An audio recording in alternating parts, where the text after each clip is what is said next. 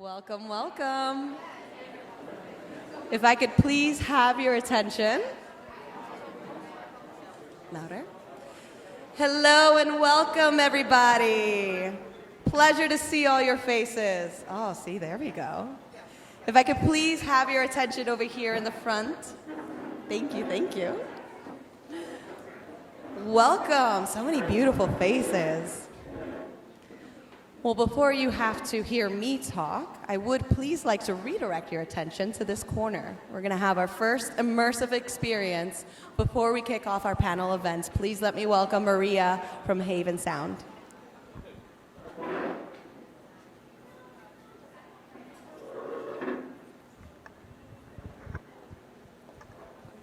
Hi, everyone. Hello. I'm Maria from Haven Sound, and I am a sound and energy practitioner in North Attleboro, Massachusetts. I work in Rhode Island and the Massachusetts area, and what I use is sound to bring healing and realign you and bring you back to your center. I have a few of my sound healing bowls here that I'm going to be using tonight, and I'm going to lead you guys into a 10-minute immersive sound experience with these quartz crystal healing bowls.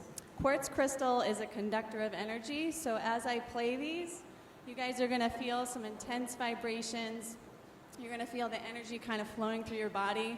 So I ask you to just be open to it, to breathe, to allow the sound to sort of penetrate and enter your body. And yes, I hope you enjoy. If you guys have any questions afterwards, please feel free to come over and say hi. And I have a whole bunch of my other instruments over here too that you guys can experience as well. So thank you so much, and thank you for having me here. I feel very honored to be here tonight.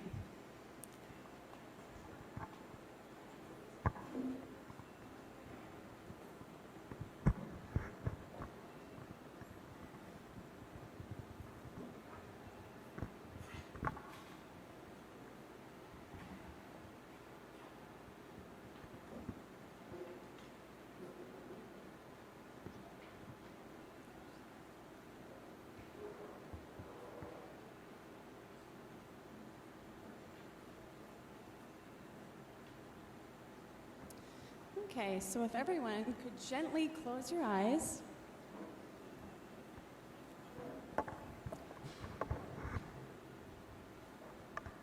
Gently close your eyes and picture the safest place that you can think of this moment.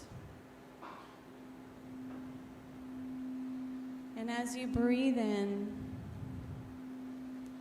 the feeling and the love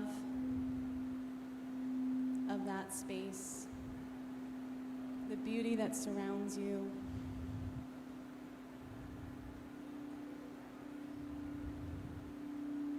The energy.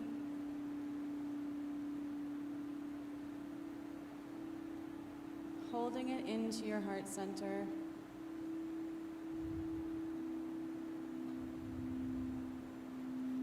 As you hold it in, as you exhale all stress, all the negativity that you hold within your body. Allow it to simply be set free.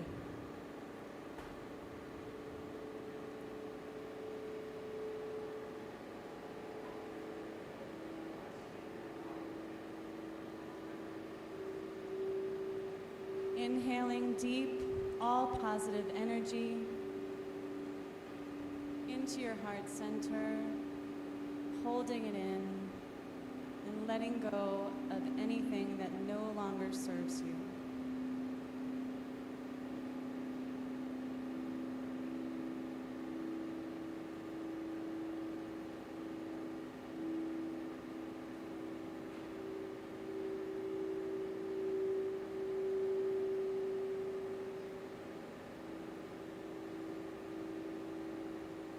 As you close your eyes and you feel this safe space that you have created,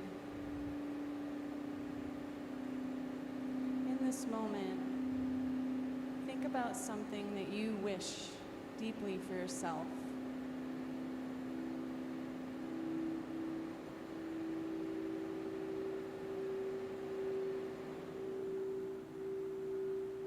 And send all the energy and the love in your heart space to that, giving it full permission to come to life.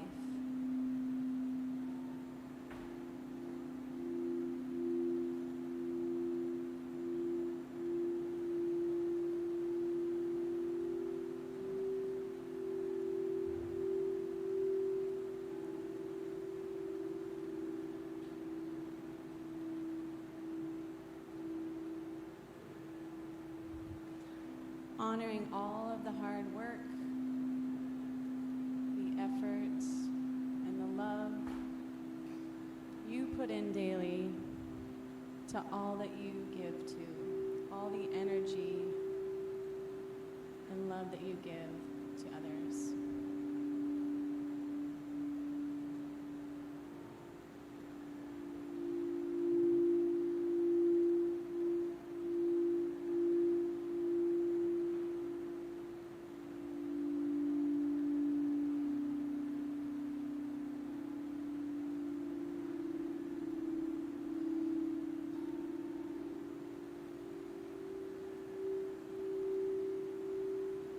As you breathe in, think of someone in your life that you hold dear to your heart. And collectively as a whole, take all of the love and the energy within you and send it to that person.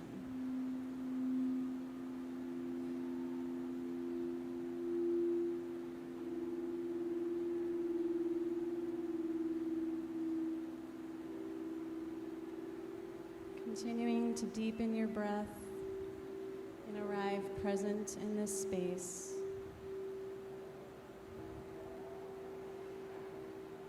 Allowing the sound to move through you.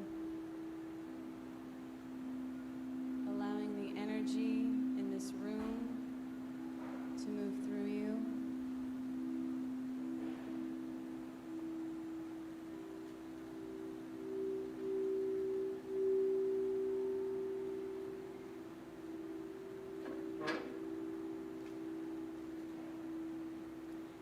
As you imagine that safe space that you have created,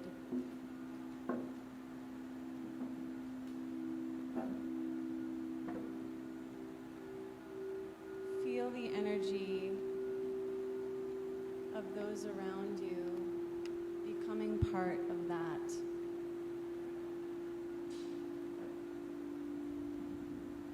Knowing that we are all connected by frequencies, by energy,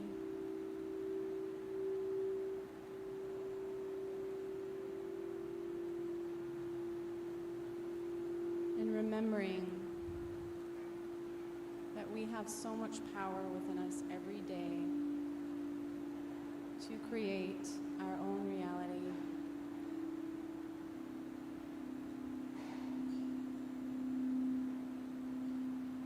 Breathe in peace.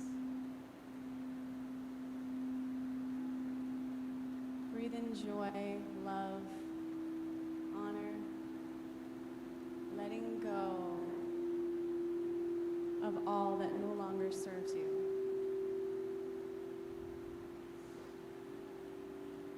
Letting go.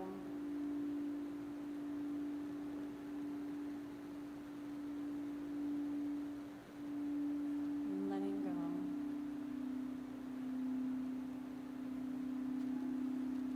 Coming back to pure peace and love.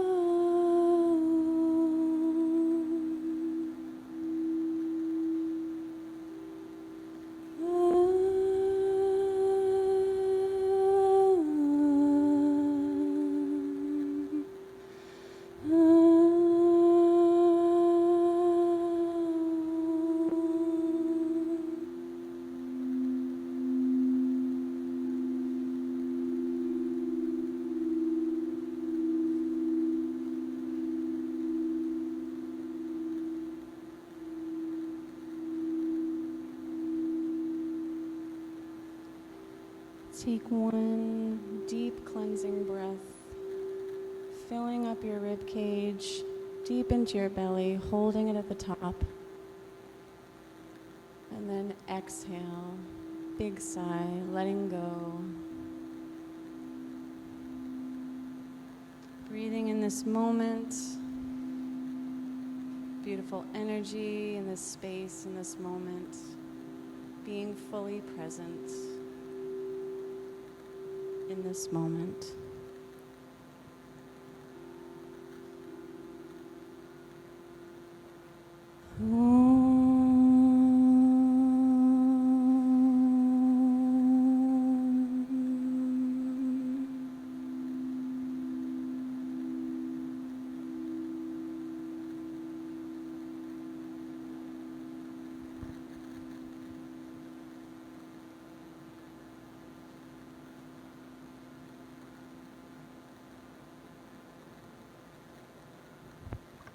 Thank you guys so much.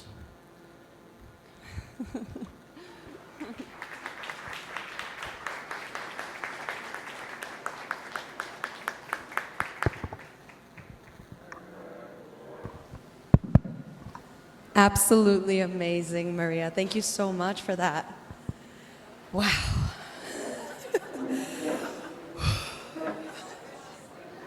Who's ready for more self-care? What an amazing experience. Well, welcome again, everybody. Incredibly excited to see all the familiar and new faces. For those of you who do not know me, my name is Cassandra McGlone, and I am proud to serve on the board of FountainHead, Rhode Island. And I must say, all of us here from FountainHead, our panelists, our moderator, our guest vendors, well, we are so excited that you have joined us here today for this event and to be hosting it in person. So thank you for joining us again. We're very excited to kick off the panel on Putting Me First, an inside look on self-care for the everyday professional. I hope you walk away with something new that you learn here today, and I'm sure you will. Before I go ahead and invite our moderator and panelists to come up, I do want to take a brief moment to tell you a little bit about FountainHead, Rhode Island, if you haven't heard of us yet. We are a nonprofit. We're a 501c3. Started right here in Rhode Island by our very own founder and co-founder, David Almonte and Jason Gauthier. And it was started 6 years ago. Jason in the back, David on my right. And so FountainHead, what we look to do, we look to bring together diverse-minded individuals who have varying backgrounds that have a passion, a mission, an ambition to move Rhode Island forward. And we do this various ways. One of them is hosting these in-person educational panel events. We typically do 3 a year. And we also host spotlights. And we are very lucky to have hosted now over 50 spotlights. And those spotlights feature individuals as well as organizations that are making a change, making an impact in their community. Our following has grown to over 1,100 members now over the last 6 years, with a reach both national and international. And I must say, I believe that is in great thanks to our amazing leadership and the connection that they have made, as well as to our community members. So thank you both for the increasing following, and look to continue that moving forward. If you aren't doing so already, I would love it if you guys would stay in touch with us. Follow us on LinkedIn, on Twitter, on Facebook. You can see us at FountainHead RI. Or if you prefer, visit our website, fountainheadri.org, and you can subscribe to our newsletter there. So now I would like to welcome up our moderator and panelists, and as I call you, if you could please join me up here. I would like to start, please, with our moderator. Our moderator is Julie Moura. She's Senior Director of HR at Hasbro, Consumer Products at Hasbro, Inc. Hi, welcome. Thank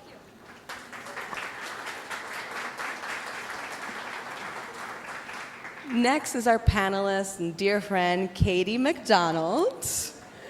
Katie is keynote speaker and self-care strategist at Bnourished. Second, I would like to please welcome Alison Bologna. Alison, both TV news anchor at Channel 10 and yoga practitioner and owner of Shri Studio. And last but certainly not least, I would like to welcome up Ed Lippie, co-founder and chief wellness officer at Bearn. Welcome.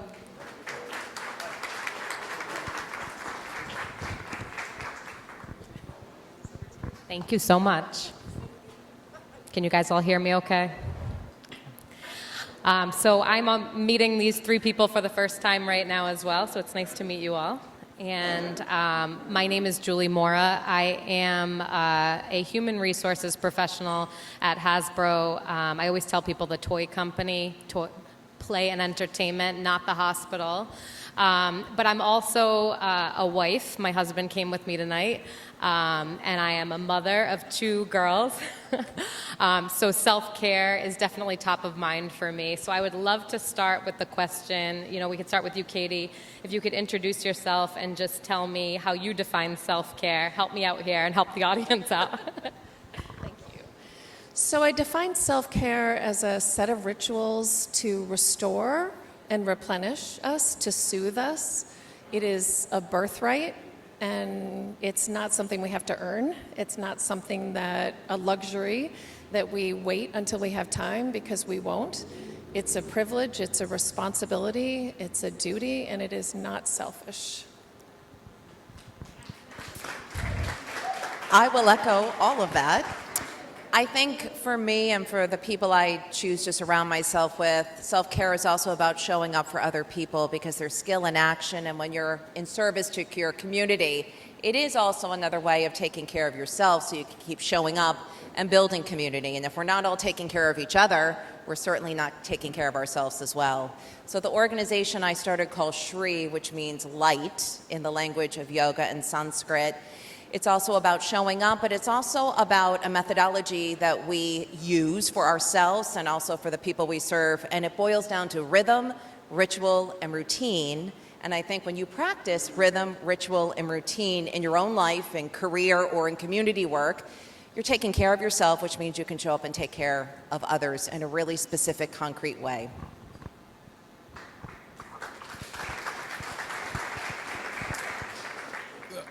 The way I define self-care is the things that you do day to day that help support and nourish your best self. I think, one of the things in terms of showing up, we all want to show up with our best self to whatever we do. And in my mind, there are very specific things we can do to help nourish what we perceive as our best self. We're going to have to keep passing this mic. So I loved those definitions. I'm going a little off script with my questions here, because I want to understand, it's hard to make time for something like that. I love what you all said, and I'm thinking about myself as a working professional, as a wife, as a mom, and all the things that come into my life day to day. First of all, why is it so important, for individuals to take care of themselves, but how do you make the time? So it's important because when we don't invest in ourselves, then the version of ourselves that we're bringing to the world is compromised, and we're resentful. And resentful is always, without fail, in my concierge coaching practice, when I hear resentful, I know that we're not investing in ourselves in the same way. The input is not the same as the output. And so the minute you feel resentment, just take a breath and understand you are giving more than you're receiving.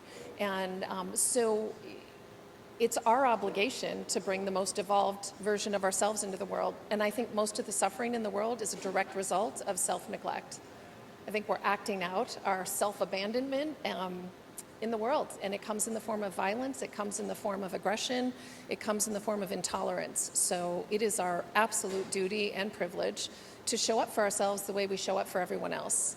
And when restored, when replenished, then we're able to contribute meaningfully. And until then, we have no business saying yes to all the other demands on our time until we have fulfilled the obligation to ourselves, so that we are the thoughtful, mindful, intentional, kind versions of ourselves that make the world what it is or could be. And building upon that, you have to actually make time for yourself. Schedule it in your calendar. I have a really odd schedule because I wake up at 3 in the morning every day, which is not typical. So I'm at Channel 10 from 4:30 to 7 on the air, then during the Today Show, if any of you are early risers. But then I worked out a schedule at Channel 10 where I'm pretty much out the door by 9 o'clock, which means I've built a schedule for myself and my career so it then supports my community work. So after 9 o'clock, gears shift, hats change, and then I can move on to my other work. But I'm also very disciplined about taking naps, eating good food, seeing my friends, and literally scheduling everything. And unless I'm sick and can't show up, I try to stick to a schedule so that things are done in the present moment. When I started Shri, the first outreach project we started was the recovery project for men and women in alcohol and drug addiction recovery. And Jim Gillen, who has since passed away, was our neighbor. And he walked up to the street. We were 2 blocks away at the time in downtown Pawtucket. And he said, how do you feel about starting yoga and recovery with some of our AA and NA groups? I'm like, sure, when do you want to start? He said, well, no time like the present. And that has stuck with me in so many different ways. So it's about showing up, keeping a schedule, but also taking care of yourself.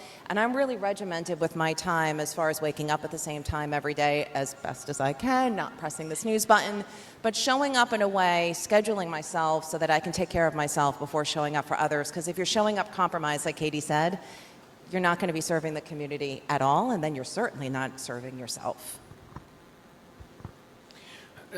Building on that, I think the question was, why is it so important? And I think it's because if you do neglect yourself, which most of us often do, or I should say, I think it's prevalent within our society to neglect oneself, it's very difficult to be present for what you're doing at any given time. I think, building on what you were saying earlier, so much of, I think, the nastiness we encounter in our 21st century lives is a result of neglecting oneself and just not feeling very good about oneself. And so I think that's the reason why it's so important, is because if we want to be our best selves and then project that outward, we need to take care of ourselves. It's really not that complicated. Making the time and sticking to it, right? I like the scheduling the time. I'm a scheduler, so if it's not on my calendar, I don't do it. My husband's shaking his head at me. I sometimes have to put on my calendar, like, eat, because the day gets so crazy. But every form of self-care, I think, is so important here. What are some of the signs that you see when self-care isn't being practiced? So do you notice some things when you can tell right away that maybe someone isn't taking the best care of themselves?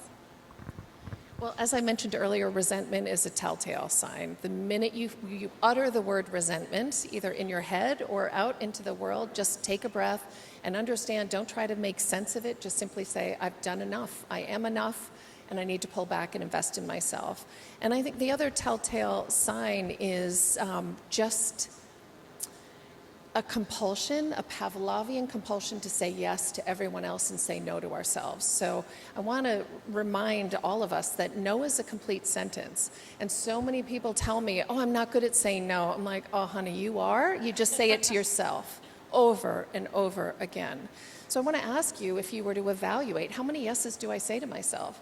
And do I wait till what's left, right? At the end of the day, oh, I'll get to it when. These empty promises that we make over and over, they compromise the relationship we have with ourselves, which, by the way, is the single relationship that we will have for a lifetime till death do us part. So the real sign is, how many times are we denying our own needs and breaking the contract that we have with ourselves, these empty promises that we know in the quiet of the night we have no intention of fulfilling, and we tell ourselves we can get away with it. And the fact is, we can't. It shows up in our body. It shows up in the form of symptoms, in mental illness. And we have a high tolerance for this. So overwhelm is a habit. And the minute you utter that word, that's also, you are compromised and neutered in your ability to contribute meaningfully. So any of those signs are an indication to pull back and to go inward and ask yourself, what do I need? And you might not like the answer. It might not be convenient. It might not be glamorous, but I suggest you heed that call. I think if you notice you're canceling and not showing up to a lot of things, you've either overbooked yourself or you're finding excuses not to do things that you said yes to. So you probably would have been better off just saying, not today or not yet, if you can't commit to saying no. But I feel like a lot of people are canceling things all the time lately, and it's an indication that maybe you didn't want to do something that you agreed to, or you simply don't have the time, and either one is important to pay attention to, because if you stick to the things that you commit to, chances are you really do want to do them, you show up and you connect with different people. Connection right now after the pandemic is crucial. My organization in outreach mostly works in person. We work with adults with intellectual and developmental disabilities in group homes, children at Bradley Pediatric Hospital. When the state shut down for good reason in the beginning during COVID, we still had to figure out a way to make a connection with folks, because some of our folks in group homes felt that nobody liked them anymore because nobody was showing up. So what we did was we kept everything live and connected, and one of the things I teach everybody with yoga is it's really actually less about a physical practice and more about a showing up practice and telling people in real time that I care about you, I support you, and I'm showing you that by making the phone call and literally showing up and sticking to the schedule that I committed to.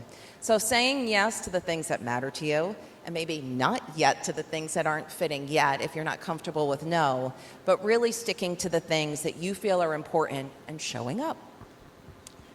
I think that the signs, I think probably many of you can relate, is when you feel like you're getting pulled in so many different directions, and it results in going through the motions and never feeling like you're doing any one thing particularly well or to the best of your ability. So it's, you're compromised at work, you're compromised at home, you're compromised with friends. So you're never really able to give your full 100% effort to any one thing. And I think that also, one of the other signs in this, it leads to it, is burnout as well. I mean, I feel like burnout is something that is a term that has really caught on these last 2.5 years or so, because people are just feeling the effects of, well, first of all, I think they're reassessing kind of their lives, and it's been an accumulation of saying no to themselves and not advocating for themselves, not practicing self-care on a regular basis. That's great. Alison, you touched on this a little when you were talking about the pandemic, but I know I, for one, I was just having a conversation with someone I used to work with at the beginning of this event, and I used the words burnt out. I was completely burnt out over the last couple of years. And I think that's one of the blessings and the gifts of the pandemic, is an opportunity to reevaluate and become curious about ourselves in a way that we've been told maybe it's indulgent. And in fact, it's neglectful to not be curious. We are so tuned into the world and tuned out to ourselves. So I think that's one of the gifts if we heed that call. And the other thing is, what an opportunity for us to ask ourselves, what is my role in my own well-being? Because this is a pandemic that literally took our breath away, right? So this was an opportunity for us to take a breath and to step up to the responsibility to take care of ourselves, to become resilient, to actually play an active role in our own well-being instead of a passive role of popping a pill, which is totally appropriate. I'm not saying that, but we're passive and checked out in terms of our responsibility for our own well-being, as if it's a disengaged process. And I think a pandemic, I have to say, what is it going to take, a pandemic for us to wake up? Yeah, apparently, yeah. And I see so many people come to me in my coaching practice in crisis. And then we're scrambling, right? We're reacting to a crisis. We don't have to wait till that happens. We don't have to wait for another pandemic. We have an opportunity to go inward and be quiet so that we can hear the longing that we have been too busy to even pay attention to, and which will ultimately manifest in disease, dis-ease and disease. Thank you, Katie. It's funny because when everybody was going in, journalism didn't stop. So we were doing live shots from our living rooms, you name it. We were separating PPE inside the studio. It was a really challenging time to be a journalist, especially in local news, because we were actually building up shows versus pulling back. and going outside wasn't always the safest time to go outside versus staying home. So we had to figure out a way to literally shield ourselves and protect ourselves so we could do our duty, which I think is so important during the pandemic. I think we've all learned how important local news is as a service. I think also during the pandemic, we were all forced to figure out what really matters in our own lives, both professionally and personally. I realized how much I loved my job and how important it was. I came out of the pandemic with a new enterprise project. I now do a lot of enterprise reporting on the opioids epidemic. Unfortunately, the state's going to hit another record of overdose deaths because of opioids and addiction to opioids, and it just skyrocketed after the pandemic. So finding different ways where we saw a crisis, but then also responding to it. So I started building up some reporting with that. And if anybody has any personal stories they want to share with that, I'm open to all kinds of ideas. Channel 10 has been really great about letting us run with these stories. But I think speaking up, in addition to showing up, is really important, and identifying stories and different conversations that didn't happen before the pandemic and creating time so that we could tell those stories and support the people who need us the most. This state went through a lot of suffering, like each and every other state, but showing up for people in ways that support yourself as well, where it's a mutual give and take. I think the pandemic kind of highlighted that, and it's also forced us to be more innovative in how we do what we do, how we save time but still have great impact. So I think that's been really important as well, both in schools, nonprofit organizations, and quite frankly, for-profit organizations too. I think the pandemic has shown a light on quite a few things that were unfortunate. I think building on what Katie said regarding people's desire to numb themselves, I think, when you look at some of the metrics coming out of the pandemic in terms of, and I know we're at a brewery, so but the alcohol sales skyrocketed during the pandemic. Weight gain was significantly higher during the pandemic, and I think that speaks to people's desire to look for unhealthy outlets. But I think it also shone a light on the fact that we operate in a system that is built to and more comfortable with treating and retreating sickness versus helping people prevent the sickness in the first place. And so I think it's incumbent upon us as individuals to recognize that, in many ways, we're operating in this system that really does not help us in the ways that it should. And so we need to take that responsibility on ourselves and do the things that we can do within our own personal responsibility to start with self-care and to make ourselves as resilient as we can be as we move forward. Love that. I was just thinking, for me, the pandemic forced me, I don't want to say forced me, but turned me into a person who now has sacred weekends. That's what I would say. I used to be the person that would power on my laptop. My family would tell you that on the weekends. But I think being home for a couple of years and being able to be more present allowed me the opportunity to say, okay, when Friday hits and I shut down my laptop, I'm going to make my weekend time my own time. So I think that's really helpful in that way. Question on mindset. Why is it important? How can your mindset set you up for success, but also lead you to failure? So depending on what you're telling yourself. Yeah, I often say that the terrorists are really not in foreign lands. They reside between our ears, right? We have a bully. Many of us have a bully that's relentless, and the message is we are not enough. We will never be able to do enough, to feel enough. These messages that really challenge us to stop listening to everything we say and start talking more, parenting ourselves into a different state of mind, because we can't believe everything we think. If everything you thought about yourself was printed, somehow blasted to the world, we'd be horrified, right? Mortified. when we think about the way that we talk to ourselves, and getting back to that original point, our primary relationship is the one we have with ourselves, and it is the one we are most likely to neglect, to take advantage of, to disregard. So here's this opportunity. Our mind is listening. We are listening to everything we think. Everything that we say is this chatter that either elevates us or immobilizes us. So I ask you to ask if you choose that voice. Is it a judge? Is it a punisher? Is it a friend? And if it isn't, it's time to kind of, decide who's going to take real estate in your head. It's precious real estate in that head. And what are we going to allow? What are we going to tolerate? And how can we elevate that so that we can be in a better position to be of service to our community, to ourselves?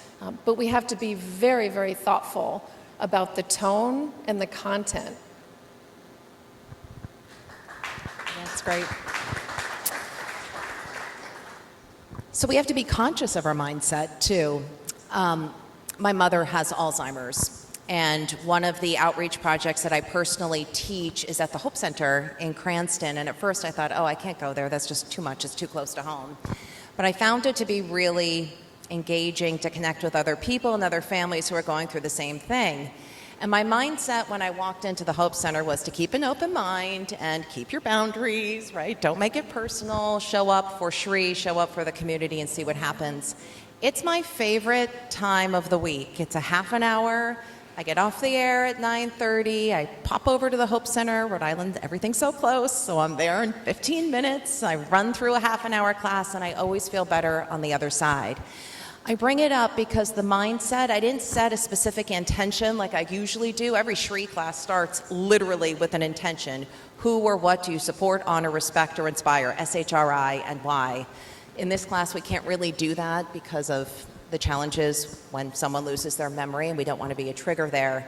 But I go there with an internal intention, just saying, I'm just showing up for the sake of showing up. I'm not going to be attached to the outcome, and whatever happens, happens, which is very different from the way I'm wired. Because usually I'm like, I'm going here to do this, to get this done, and it feels good because.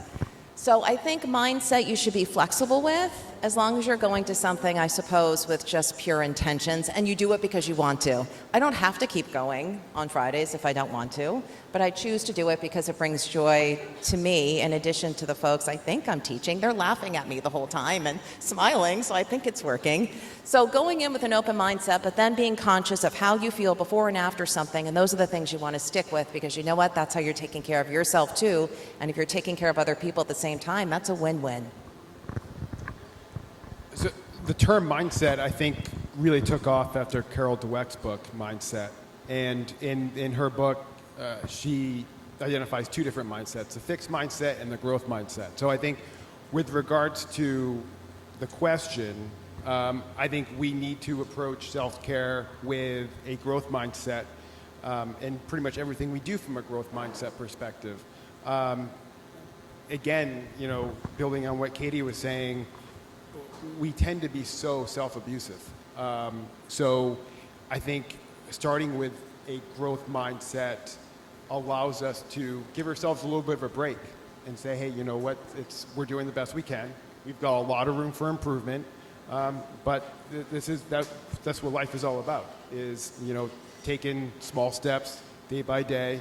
One of my favorite sayings is, wellness is achieved in small steps, but it is no small thing. So that was said by a Greek philosopher, Zeno, and I think we just need to be open to the idea of progressing and growing each and every day. So I'm going to give Katie and Alison a little break for a second, since you already have another mic there, Ed. I've heard about a new technology platform for B2B organizations to drive engagement in activities and behaviors and promote healthy, active lifestyles. Can you tell us a little more about that? Yeah, so Bearn is a company that I've been involved with as a co-founder and chief wellness officer, and our perspective is that there's no shortage of wellness tools out there, but where we see the shortage is on the engagement side.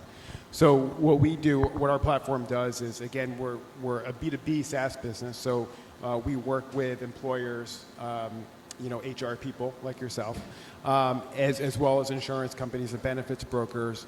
And what we do is we financially reward verified wellness behaviors across a category of different wellness activities. So we started out in what most people in the space would refer to as move to earn. So, you get rewarded for movement. And we're expanding on that idea and that platform by rewarding people for things like spending time outside, spending time with family and friends, sleeping better, eating better, and mindfulness activity. So, and there are plenty of point solutions out there to help people do that. So one of our objectives is to just help people engage with those on a regular enough basis where it actually moves the needle for people's wellness. I love that. Yeah. I was just thinking back, you say you reward people for that. During the pandemic, I had my team go outside every day and take a selfie with blue sky behind them, so I know that they saw the outside of their house every day. I'm like, send me a selfie. I need to know that you saw outside today. It would be great to be rewarded for that. So a couple of tips that you might have. So 2 or 3 tips that you can give this audience that maybe they could start to implement today. The first one is say no, like a delicious, long no, with no explanation, no excuse, no context. Hey, do you want to blah, blah, blah? No. No, thank you. I want to stop at no. Because, screw good girls and good boys. It doesn't work. People who if you're a good girl and a good boy, you cannot be good to yourself. So I want you to just say no and sit with it. You're going to probably feel really uncomfortable. It's okay. It's just your people-pleasing tendencies coming out. Just sit with it. The other thing I advocate for my clients is a cup of tea. It's so simple to approach this mindfulness with a cup of tea because it activates every single sense. And that's how we can take the elevator down from our head into our bodies, into our experience. So from the moment you boil the water till you pick the tea, let the tea steep, you're fully present. It might take 5 minutes, but that might be the first 5 minutes you've ever invested in the quiet and in your own presence. So learn how to tolerate your own company. And if you don't like it, then you got to look in the mirror and decide, how do I become somebody that I want to befriend? During the pandemic, I found what I like to call kind of sacred space. I literally go to Vermont every other weekend where nobody knows who I am. My husband and I and our 2 dogs. And we hike and we ski. And I really try not to look at my phone every 5 minutes.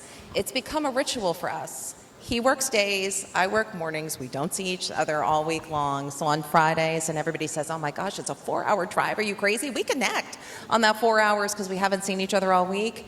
And then we just immerse ourselves with being outside and together. We have systems in place at home so we know everything's taken care of.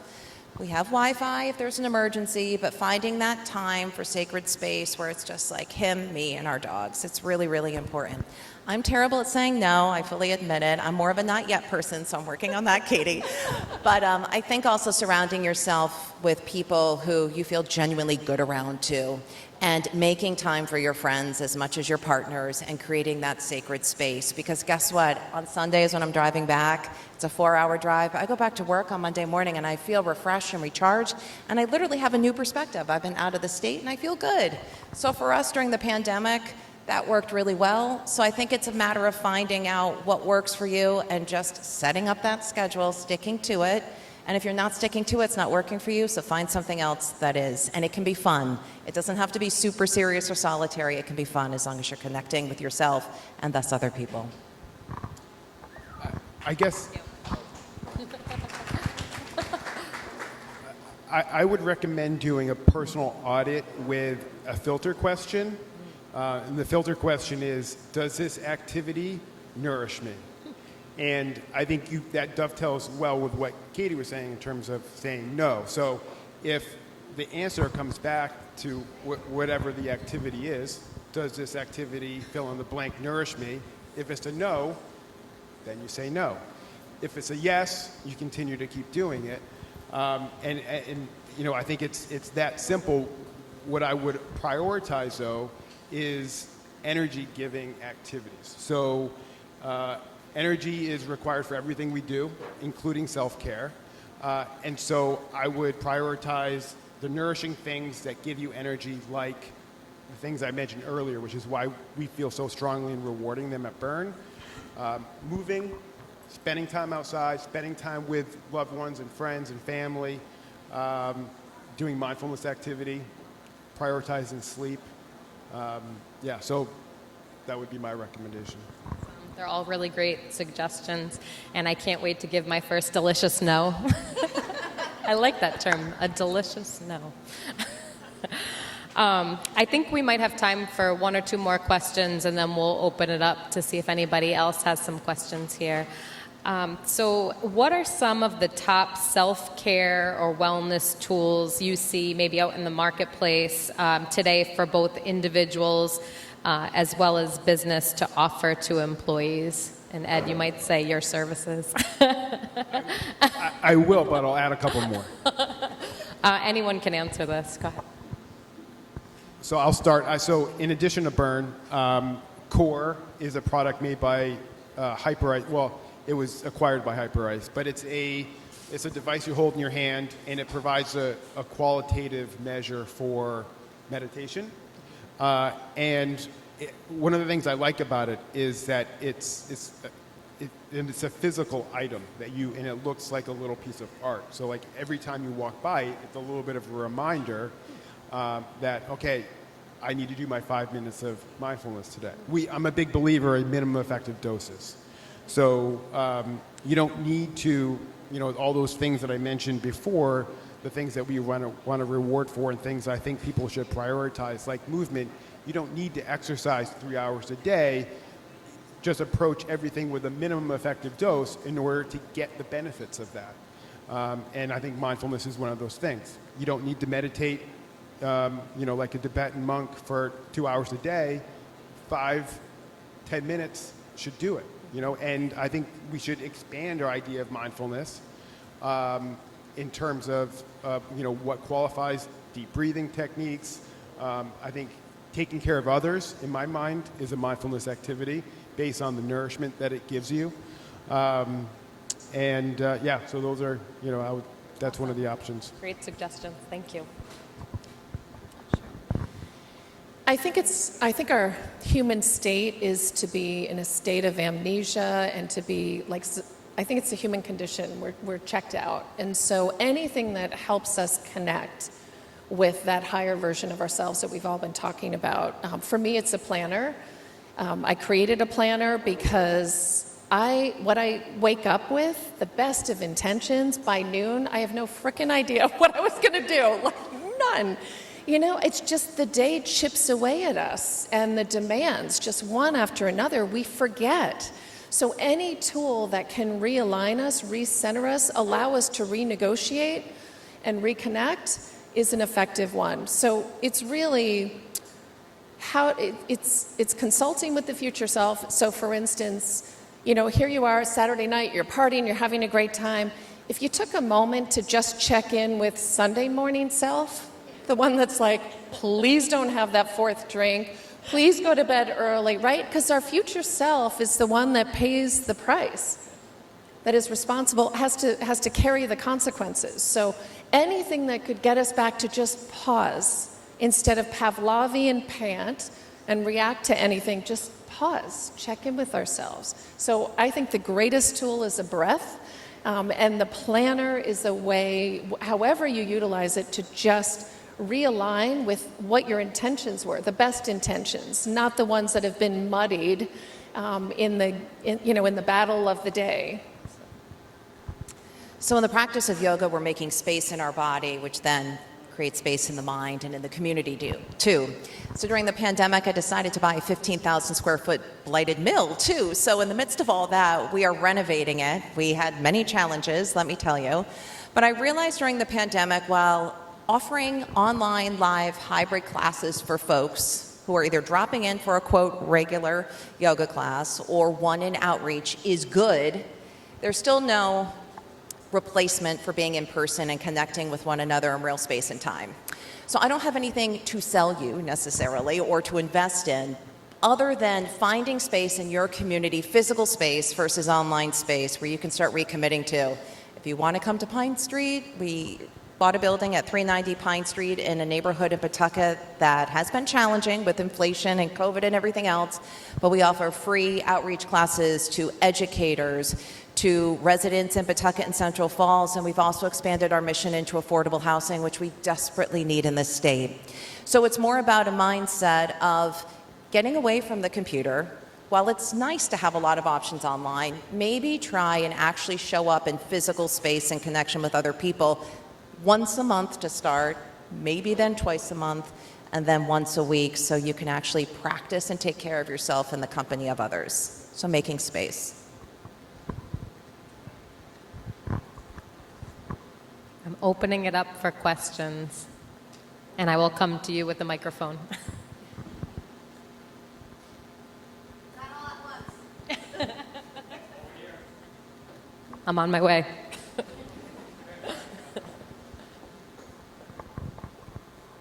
Thank you very much. Thank you so much for the presentation and the insights shared. My question has to do with the availability of time.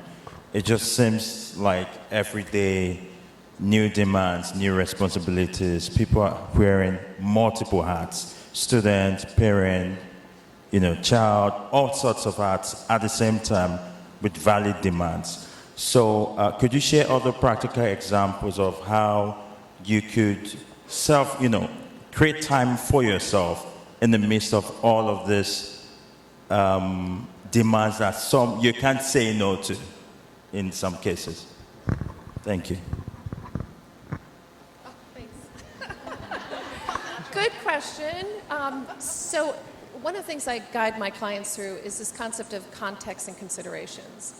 We have to look around ourselves and our lives. We have to check in with ourselves and self-assess and say, what's happening in my life? And the answer needs to be, for the past 2 years, pandemic. It's a factor. What's contributing or detracting from my energy stores? And so,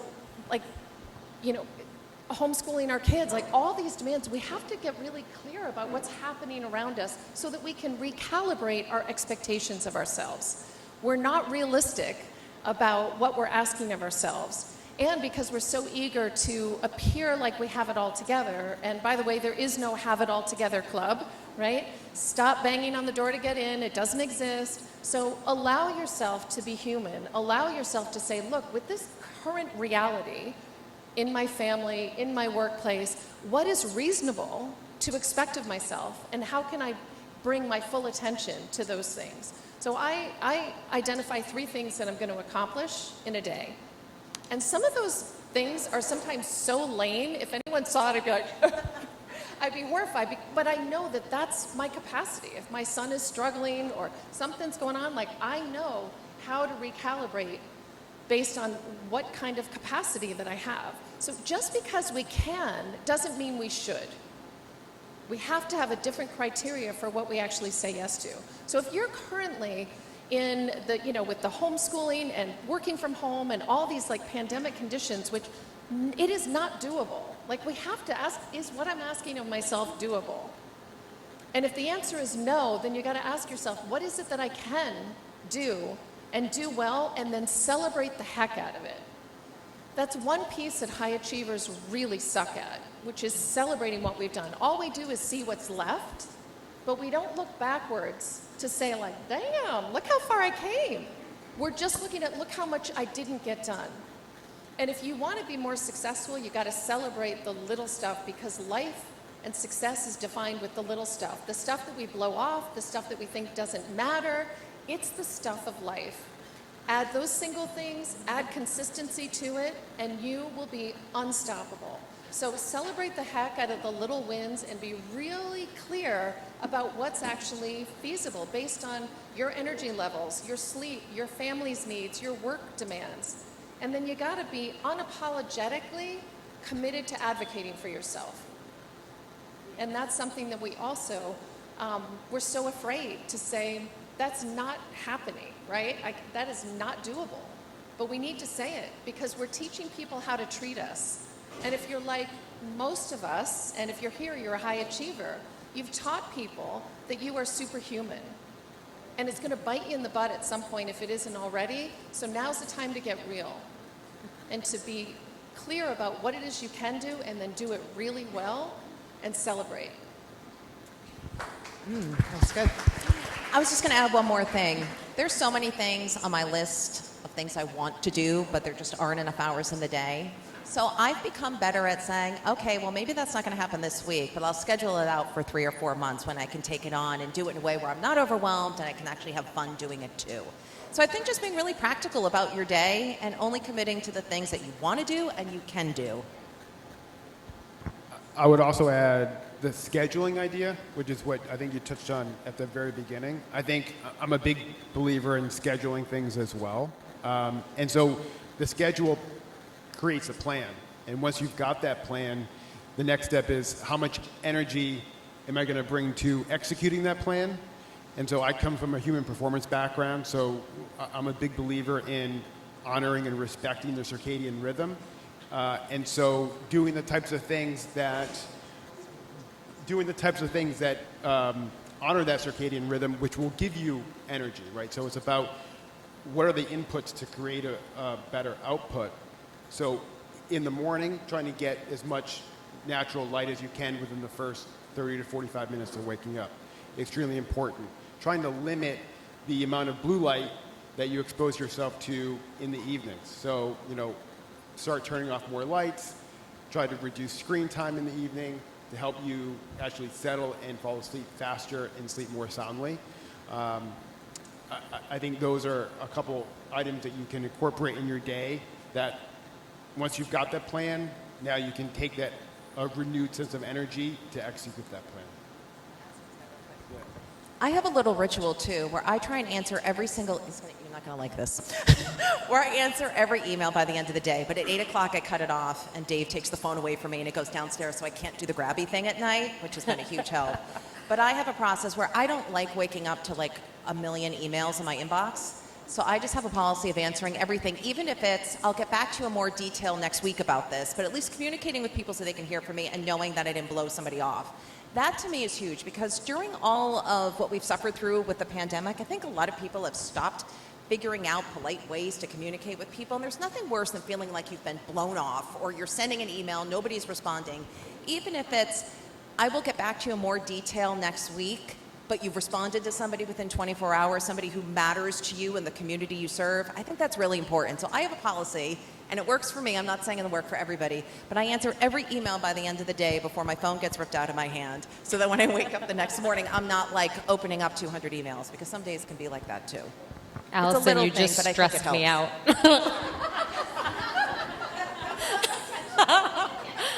I was just thinking today, the amount of information that's getting thrown our way. It's email, it's chat, it's text, it's the phone, it's the house phone, it's the work cell.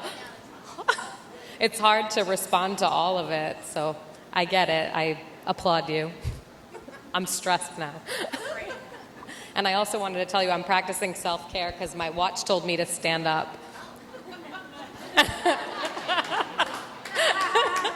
I listened. Any other questions? So not every day can be an ideal self-care day. What are some tips or some things that you guys use to help you to rebound from a bad day? How do you find yourself to get up again and be that best you? That's a great question. We need to have some grace with ourselves.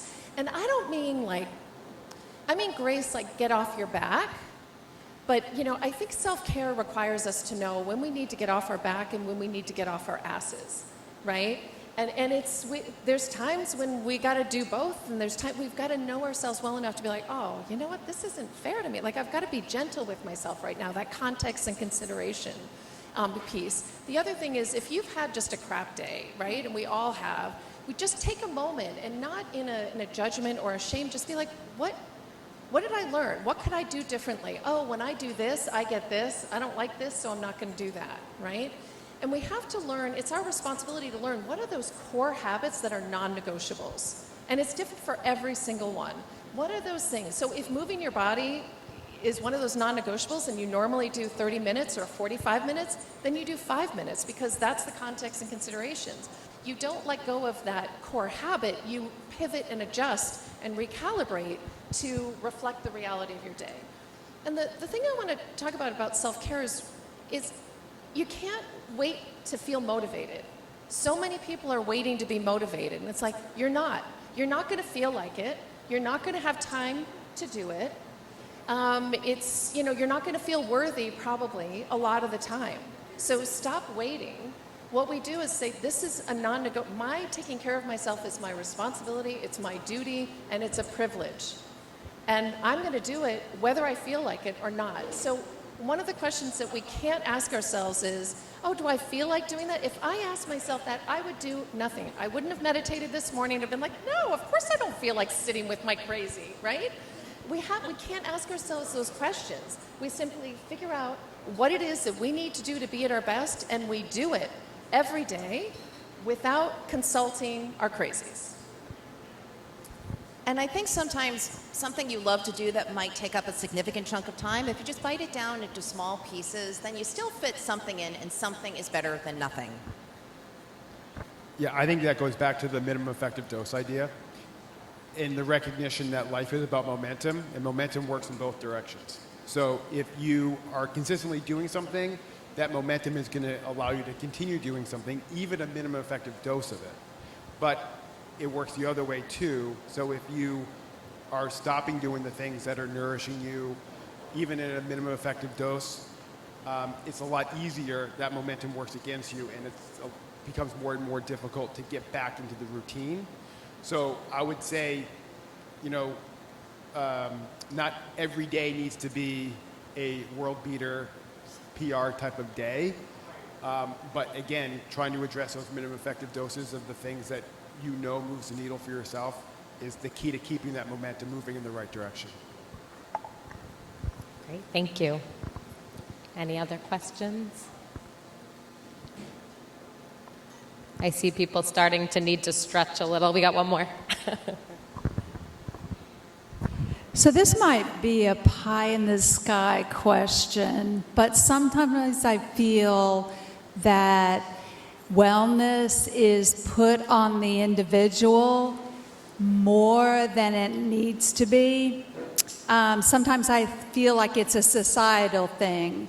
And how do you address that? How do we move more into a cultural shift, professional shift, where our society is recognizing the value of well-being? I can jump on that real quick. I think by measuring programs and outcomes is a huge help. When we work in schools, we keep simple things like attendance records and class notes, and then we do surveys pre and post to be able to show administrators that wellness programming is helping your school environment. So I think by paying attention to the outcomes of certain programs, certainly, but I think also investing in those programs as well and advocating. I just have a lieutenant governor, I don't know if she's still here, but advocating on a state level as well for programs that should also be more accessible. It shouldn't cost a fortune to take care of yourself. And I think that's a cultural shift that still needs to happen too with services. I think society trains us to be martyrs and saints, and we need to dismantle that. And it starts with us. So it's really important that we are the role models, that we're modeling what it looks like to take care of ourselves and take care of business. And there's a sense that there's a false choice, that we are either taking care of ourselves or we're productive. And try it. Consistently take care of yourself in the simplest ways and ask yourself, am I more productive? Hell yes, you are. You're way more productive.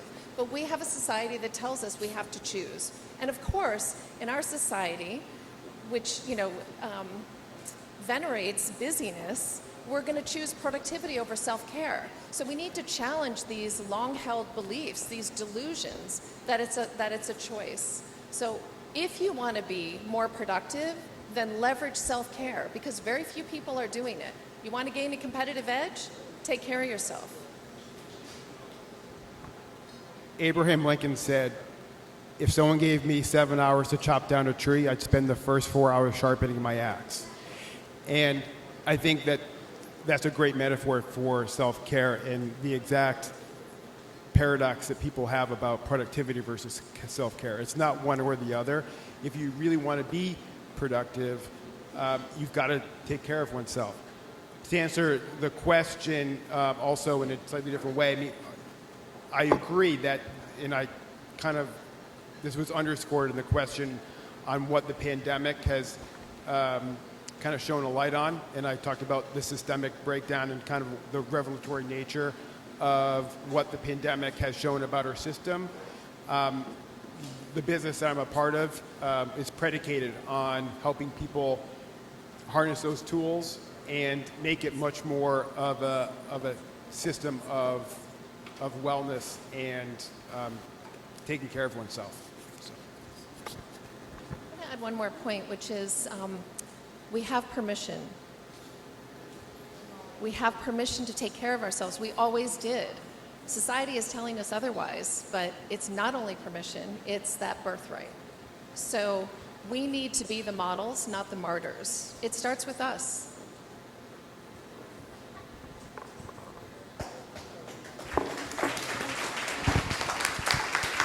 So we're going to wrap up the panel portion of the event, and I'm going to pass it over to Cass.